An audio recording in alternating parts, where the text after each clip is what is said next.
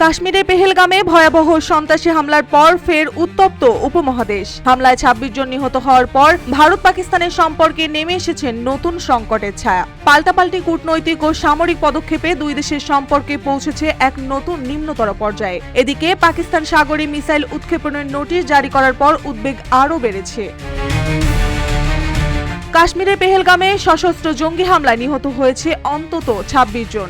ভয়াবহ এই হামলার দায় স্বীকার করেছেন দ্য রেজিস্ট্যান্স ফ্রন্ট, যা লস্কর-ই-তৈয়বার একটি শাখা সংগঠন।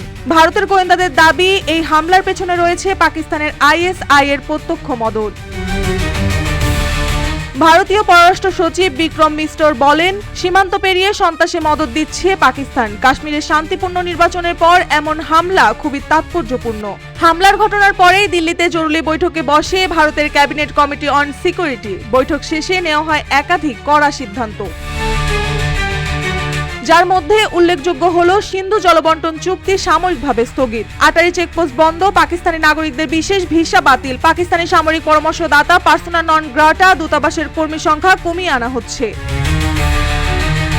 এই উত্তেজনার মধ্যেই করাচি উপকূল থেকে সার্ভেন্ট টু সার্ভেন্ট মিসাইল উৎক্ষেপণের প্রস্তুতির নোটিশ দিয়েছে পাকিস্তান। ভারতীয় প্রতিরক্ষা বিশ্লেষকরা বলছেন, এটি কৌশলগত বার্তা পাঠানোর একটি পদক্ষেপ।